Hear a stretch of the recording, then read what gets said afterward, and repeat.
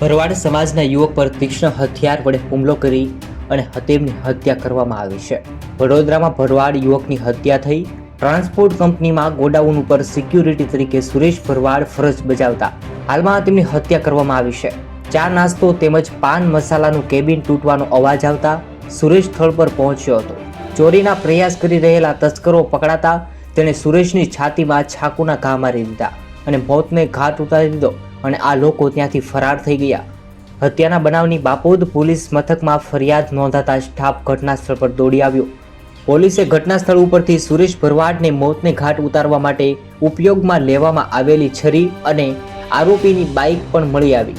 દરમિયાન પોલીસે બાઇકના આધારે આરોપી આરીફની ધરપકડ કરી.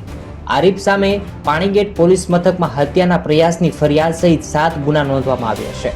હાલમાં ભરવાડ સમાજમાં પણ ભારે રોષ ભભૂલી ઉઠ્યો છે. પોલીસે વિગતોના આધારે મોડી રાત્રે જ હત્યારાની ટોળકી પૈકી એક શખ્સની અટકાયત કરી લીધી છે.